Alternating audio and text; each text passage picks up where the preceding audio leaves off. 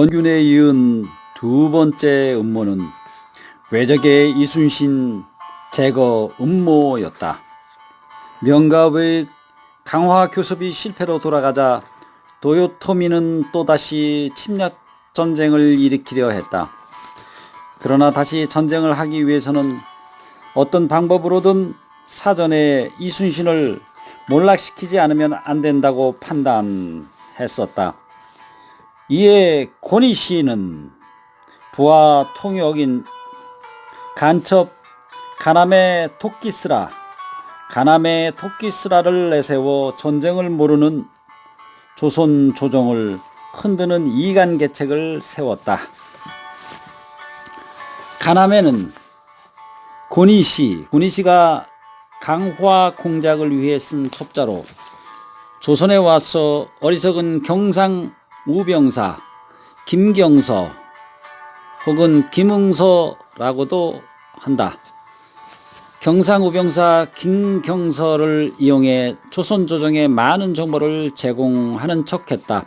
그 공로로 조선 조정으로부터 절충장군 정삼품의 절충장군의 품계를 받았으며 김경서나 조선 조정은 그를 마치 조선의 간첩인 양 활용했으나 실은 외의 첩자였다. 그래서 사람 간의 이간 공작을 가나메 도키스라의 한자 이름인 요시라의 직업이나 직책에 비하하는 뜻을 더하는 전미사 질을 덧붙였다. 요시라 질이라 아주 낮추어 부르는 표현이 일부 지역에서는 아직도 남아있다. 하루는 가나메가 김경서에게 와서 말했다. 이번에 강화 교섭이 결렬된 것은 가토 때문입니다. 그래서 고니시는 가토를 매우 미워해 그를 죽이려고 합니다. 가토가 오래전에 일본에서 다시 바다를 건너올 텐데 조선에서는 통제사를 시켜 수군을 이끌고 넓은 바다로 나가게 하시오. 그러면 백승한 통제사로서는 쉽게 그를 잡아 목을 벨 수 있을 것이니 이는 조선 원수를 갚는 일이 아닙니까? 게다가 가토가 죽으면 고니시의 마음도 통쾌해질 일입니다. 절대로 이 기회를 놓치지 마십시오.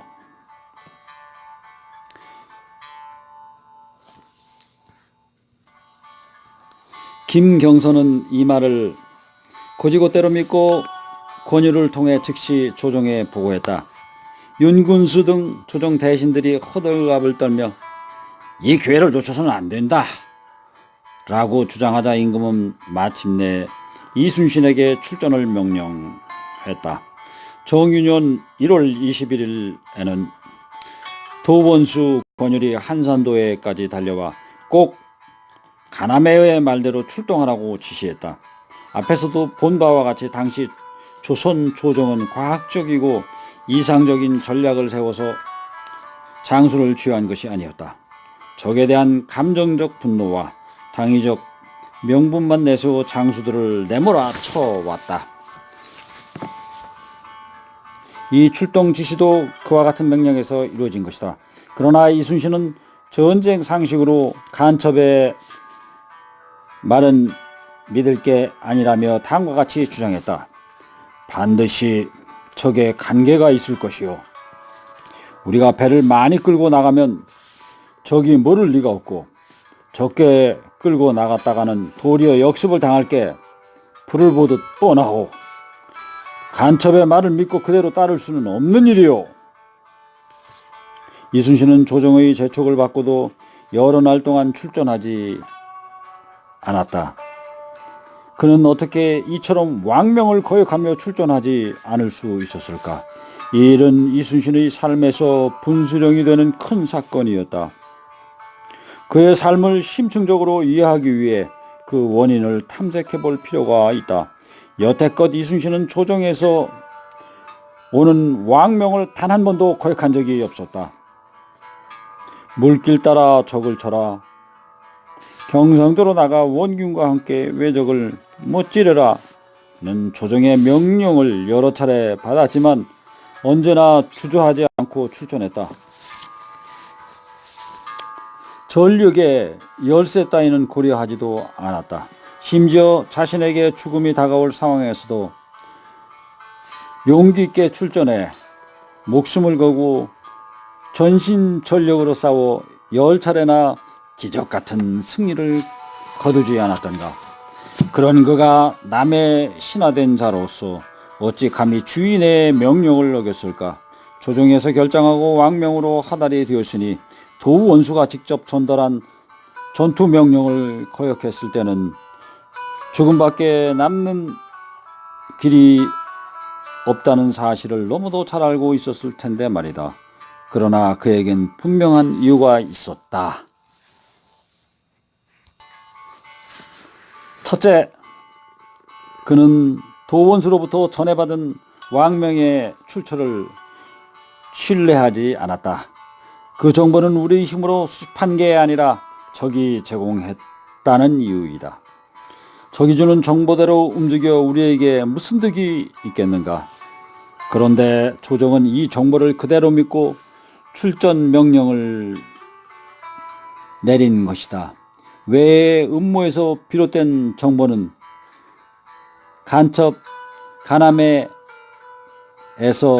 김경서로, 김경서에서 조정으로, 조정에서 왕에게로, 왕에게서 도원수 권율에게로, 권율은 다시 이순신에게 차례로 전달했던 셈인데 제대로 된 장수라면 그 전달 경로만 보더라도 함정일 가능성이 크다고 여길 수밖에 없다. 더구나 가나메에게는 아무 실적이 없었다. 비록 그가 조선 옷을 입고 조선 갓을 쓰고 다닌다 해서 조선 사람이 된 것도 아니다. 그런 사람이 자국을 배반하고 조선의 이익을 위해 간첩 행위를 자행할 리 만무했다. 당시 가나메를 이중간첩으로 보는 시각도 있었지만 그는 고니시의 부하요 역관으로서 철저히 외의 간첩이었을 뿐이다. 둘째, 이순신은 왕명을 따를 경우 수군의 패망이라는 엄청난 결과를 피할 길이 없다고 생각했다. 적이 조선 수군을 한바다로 꿰낸 다음 웅포와 가덕의 수많은 병력으로 포위하고 공격해온다면 아무리 신출귀몰한 이순신이라도 패하지 않을 수 없었기 때문이다. 전선에 나와 있는 일선 지휘관의 이 같은 전투 방편에 관한 판단은 당연히 존중되고 수용되어야 마땅하다. 고래로 전쟁터에 나온 장수는 작전의 시기나 방법의 선택과 같은 구체적인 전투 방편에 관해서는 왕명도 따르지 않고 임의로 시의적절하게 시행할 수 있었다.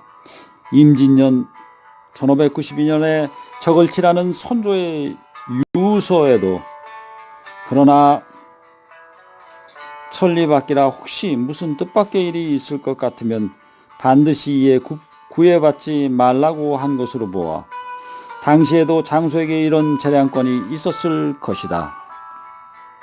전투 지휘관의 임기응변적 판단에 따라 전쟁의 승패와 장졸의 생명이 좌우되므로 왕명에 대한 재량적인 예외가 인정될 필요가 있었기 때문이었다. 그러나 적에게 속고 있는 당시의 조정 상황으로 보아 이러한 예외가 이순신에게 적용될 리 만무했다. 이순신은 진퇴유곡에 빠졌다. 우선 왕명에 따라 출전하자니 간특한 적의 꾀무로 패전에 구렁텅이에 빠질 게 뻔했다. 그렇게 되면 지켜야 할 나라는 어찌 되며 수많은 부하 장병의 목숨은 어찌 될 것인가? 조선 수군을 살릴 것인가? 자신이 사형을 당하고 말 것인가에 기로에서 그는 고민했다. 유성룡의 징비록에서 이 상황을 이순신이 추조했다라고 표현하고 있다. 마침내 그는 경솔히 군사를 움직이지 않기로 결심했다. 설사 왕명을 거역한 죄로 자신이 죽는 한이 있더라도 적의 꿰매에 넘어가 소중하게 길러놓은 수군을 몰살시킬 수는 없다는 판단이었다. 일단 결심이 서자 그는 도원수의 명령도 거부한 채 나가 싸우지 않았다. 그리고 결국 이 일로 그는 뒤에 보듯이 체포되어 사형 직전까지 간다. 아이러니한 일은 이때 이순신이 출전하지 않은 것을 비난해 이순신의 자리를 꿰찬 원균도 불과 몇 달 후에 똑같은 상황에서 도원수 권율로부터 출전을 강요당하고 그로 말미암아 결국엔 목숨마저 잃는다. 엇보였을까?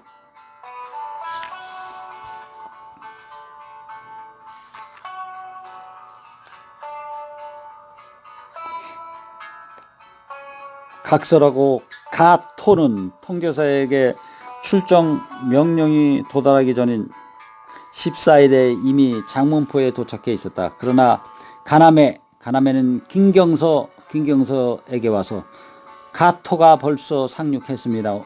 어째서 이순신이 내 말을 따르지 않는지 모르겠소. 천재 이르에 좋은 기회를 놓쳤소. 하고 원망했다. 김경서는 그 말을 그대로 조정에 전하면서 이순신을 비난했다. 더욱 한심한 인물은 임금인 선조였다.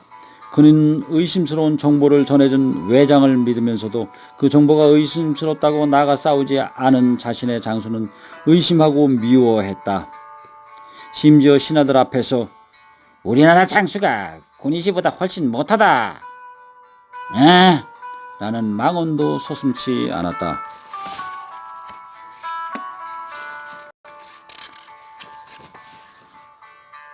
결국 이순신을 탄핵한 일파들은 잡아들일 죄목을 결정했다. 조정을 속이고 적을 치지 않았다는 명목이었다. 원균을 비롯한 내부 모함 세력과 외적의 이순신 제거 술책은 이로써 성공을 거두게 되었고 조선은 또 한 차례 난리를 겪어야 했다. 이 또한 당시 조정의 자업자득인 셈이었다.